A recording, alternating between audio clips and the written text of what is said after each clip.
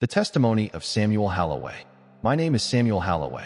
I'm 42 years old, and until November 14th, 2024, I was the lead pastor of a thriving non-denominational church in Plano, Texas.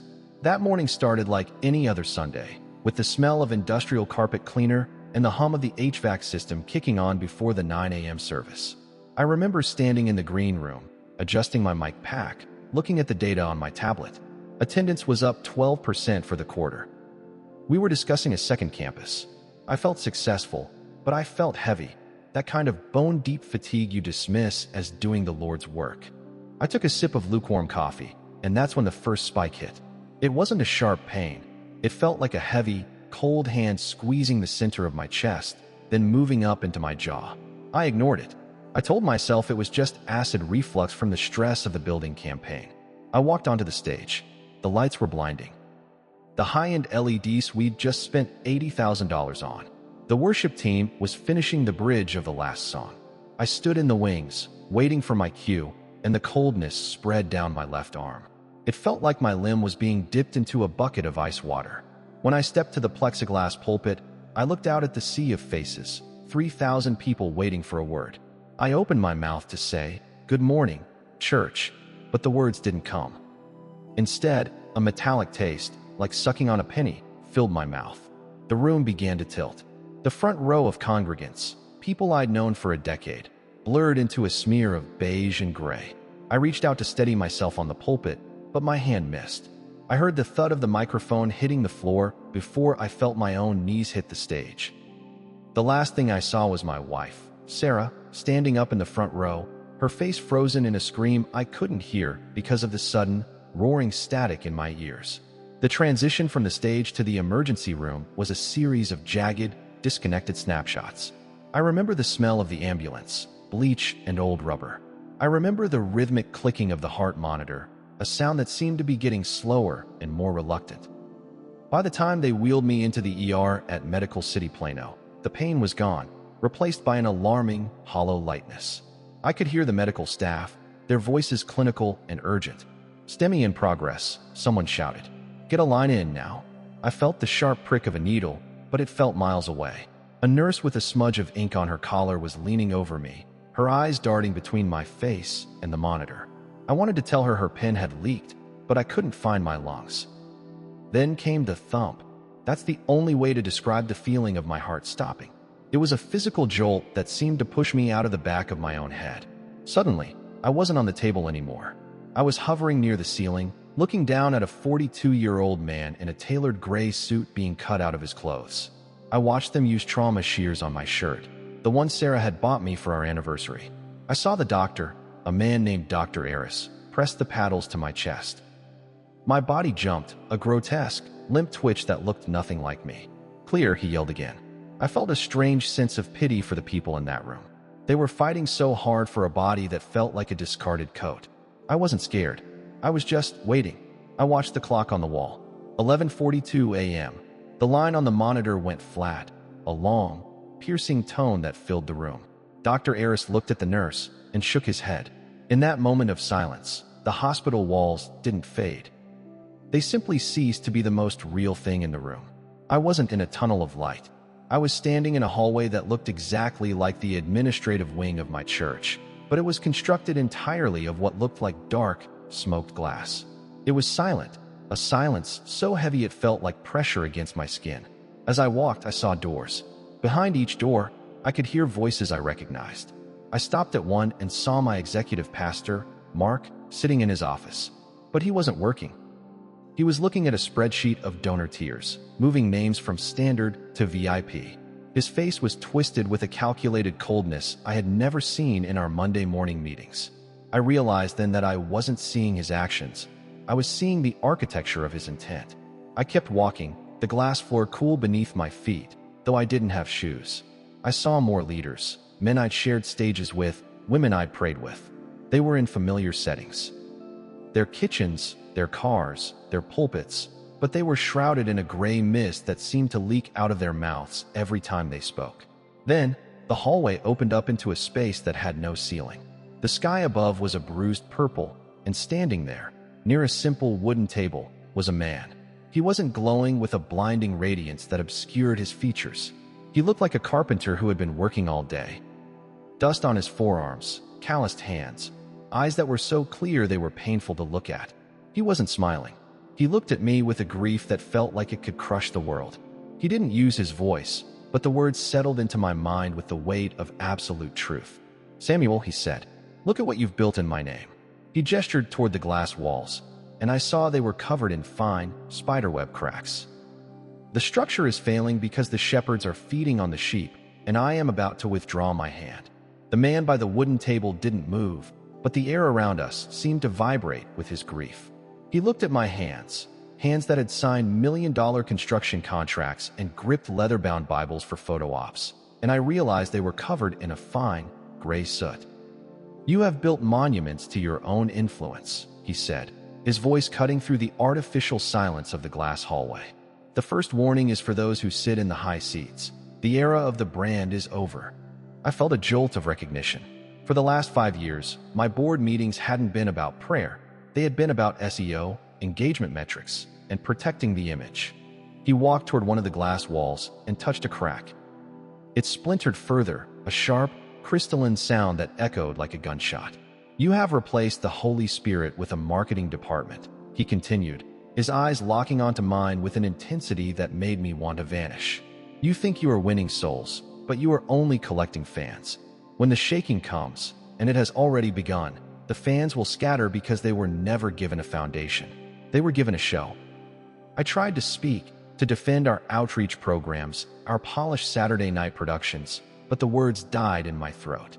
In this place, excuses felt like physical filth. He showed me a vision of a sanctuary, not mine, but a generic, high-end church, and I watched as the stage lights began to flicker and die. The people in the seats didn't pray. They looked at their phones, confused, then simply walked out into the dark. "The light you provide is artificial," he said, "and I am turning off the power. If the shepherd's heart is focused on the stage, the sheep will starve in the seats. This is the first reckoning. I am tearing down the stages to see who is still standing on the rock." The scene shifted abruptly. I wasn't in the glass hallway anymore. I was standing in my own living room in Plano. It was late afternoon, the sun hitting the hardwood floors in long, golden slats. I saw Sarah, my wife, sitting at the kitchen island. She was holding her phone, her thumb hovering over a contact named Jackson. Jackson was our former youth pastor, a man I had fired 6 months ago because he wasn't a culture fit, which was my code for him asking too many questions about where the mission fund was actually going. I watched Sarah's face. She looked older, her eyes red-rimmed and hollow. She typed a message, "He's gone, Jackson, and I don't know who I am without the pastor's wife title. I'm scared of what they'll find in the books." A cold sweat broke out over my spirit. This was the midpoint, the moment the warning became a blade at my own throat. I saw myself through her eyes, and I wasn't a man of God. I was a CEO who had become a stranger in his own home. The warning wasn't just about the church at large. It was about the rod in my own house. I watched as she deleted the text, put her head in her hands, and sobbed. The man stood behind her, his hand hovering just inches from her shoulder, but she couldn't feel him. "Your second warning," he said, "is for the families of the leaders. The house built on a public lie will collapse in a private room." I realized in that moment that my marriage was a performance for the congregation. We hadn't prayed together in 3 years. We had strategized. My loss wasn't just my life. It was the realization that I had traded my wife's soul for a bigger building. The weight of my own hypocrisy felt like a physical drowning.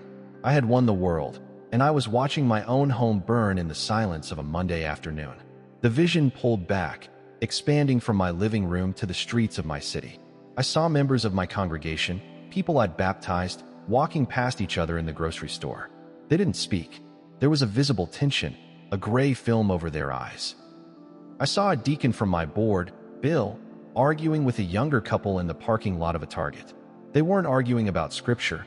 They were arguing about a political post Bill had made on Facebook. I watched as the younger couple walked away, the girl crying, while Bill shouted about standing for the truth. The man stood beside me, watching the scene with that same unbearable sadness. "The third warning," he said, "is for the body. The spirit of division is the fruit of a hollow pulpit." He pointed to the deacon. "He speaks with my vocabulary, but he has the heart of a mercenary. You taught them how to be right, Samuel, but you never taught them how to love. You gave them a list of enemies instead of a cross. I saw the social fabric of the church tearing like old silk. It wasn't a grand, cinematic explosion. It was a slow, agonizing withdrawal. People were simply stopping. Stopping the volunteering, stopping the tithing, stopping the care for one another. They were becoming isolated islands of bitterness. I saw a text message on a screen, sent from a longtime member to her small group. I'm done. It's all just politics and money. Don't call me. The man turned to me, his face inches from mine. When the leaders chase power, the people chase each other away. The sanctuary has become a courtroom, and I am the only judge who remains. The man's presence suddenly felt less like a carpenter and more like a consuming fire. The marketplace and the living room dissolved, and we were back in that vast, open space of bruised purple light. I felt my own transparency, every secret, every white lie told to the church board, every moment I had used the pulpit to settle a personal score was laid bare. He didn't have to accuse me. The light itself was the accusation. He stepped closer, and I felt the air vibrate with a frequency that made my teeth ache. You asked for the increase, he said, his voice a low rumble. You prayed for the influence, but you forgot that influence is a debt, not an asset. You have spent what wasn't yours to spend. I looked down and saw my hands were no longer soot-covered. They were bleeding, but the blood was clear, like water. Why the warnings? I whispered, my voice finally returning, sounding small and cracked. Why now? He didn't blink. Because the window is closing, Samuel. The titles you hold, pastor, bishop, leader, they are being weighed. Many are being found wanting because they love the seat more than the shepherd. The warnings are the last mercy before the lampstand is removed. He placed a hand on my shoulder, and the weight was nearly unbearable. The church will survive, but the institutions you have built to mirror the world will not. I am separating the grain from the chaff, and the wind has already begun to blow. Tell them. I am not impressed by the height of their steeples if the foundations are built on the bodies of the broken. I felt a surge of terror, not for my life, but for the sheer waste of the years I had spent building a kingdom that had my name on the cornerstone instead of his. The bruised sky began to swirl, a violent, silent vortex of color. The man looked toward the horizon, where I could see the faint, pulsing line of a hospital monitor, the only tether to the world I had left behind. You can stay, he said, and for a moment, the peace of that offer was intoxicating. No more budgets, no more staff meetings, no more pretending to have all the answers while I felt empty inside. But then he turned his gaze back to me, where you can go back. But if you return, you will not return to the life you had. You will go back as a witness, not a CEO. You will lose the favor of men to gain the heart of the Father. He showed me a flash of my future if I chose to return. It wasn't a montage of packed stadiums or best-selling books. I saw myself sitting in a small, wood-paneled office I didn't recognize. I was older, gray-haired, and I was holding the hand of a single man, a stranger, who was weeping. There were no cameras, no social media team, just a quiet, heavy presence of holiness in a room that smelled of old books and rain. The cost of the truth is everything you've spent your life building, he warned. I thought of the 3,000-seat sanctuary. I thought of the Pastor Samuel Halloway brand. Then I thought of Sarah's face in the kitchen, the hollow look in her eyes, and the way the glass hallway had cracked at his touch. I looked at the man, at the calluses on his hands, and the terrifying love in his eyes. I'll go back, I said. The moment the words left my lips, the purple sky fractured. The man leaned in, his breath smelling of wine and earth, and whispered one final thing. Remember, Samuel, I am the one who builds. You are just the one who follows. The transition wasn't a gentle slide, it was a car crash. 1 second, I was in the presence of the infinite, and the next, I was slammed back into a ribcage that felt like it had been crushed by a sledgehammer. The first thing I felt was the cold, the freezing, sterile air of the ER. Then, the smell, burnt hair, and ozone. They had used the paddles again. My eyes snapped open, but the overhead surgical lights were so bright they felt like needles driving into my brain. I tried to gasp, but there was a tube down my throat, a dry, plastic invasion that triggered a violent gag reflex. We have a rhythm, someone screamed. He's back. Samuel, stay with us. I could hear the frantic shuffling of feet, the snap of latex gloves, the urgent murmurs of the nursing staff. My chest was on fire. Every breath was a jagged struggle against the machines. I wanted to tell them to stop, to be quiet, because the silence of the glass hallway was still ringing in my soul. I looked up and saw Dr. Harris. His face was beaded with sweat, his surgical mask hanging off one ear. He looked relieved, but I just felt a profound, heavy grief. I was back in the brand. I was back in the world of metrics and expectations, but the man's warnings were branded into the back of my eyelids. I closed my eyes, and for a split second, I saw the cracks in the hospital walls. Not physical cracks, but that same spiderweb of instability I had seen in the vision. The nurse took my hand, her grip tight and trembling. "You're okay, Pastor," she whispered. "It's a miracle." I wanted to tell her that the miracle wasn't that I was alive. It was that I had finally seen what we were actually living in. The recovery was a blur of beeping machines and the sterile smell of the ICU, but the miracle didn't feel like a celebration. 3 days after my heart stopped, the board of elders visited. They didn't come to pray for my soul. They came with a laptop and a crisis management plan. My executive pastor, Mark, sat at the foot of my bed, his face a mask of professional concern that I now saw right through. "Samuel, the story is everywhere," he said, tapping a stylus against his palm. "The pastor who died on stage is trending. We've already had calls from 3 major networks.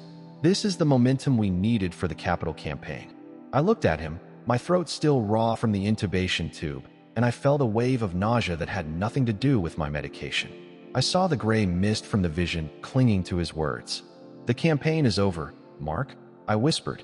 The room went silent. The elders traded glances. The kind of look you give someone who has suffered brain hypoxia.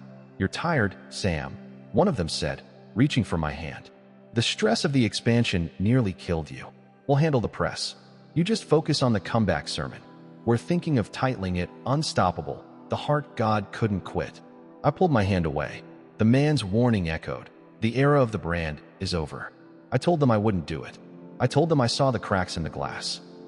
They left the room with a stiffness that signaled the beginning of the end.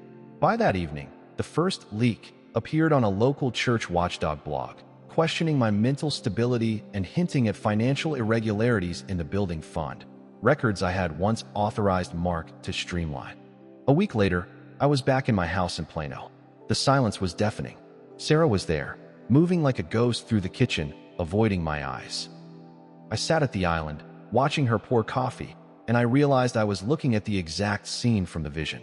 "Sarah," I said, my voice trembling, "I saw you. While I was gone, I saw you in this kitchen. I saw the text you almost sent to Jackson." She froze, the carafe still tilted over the mug.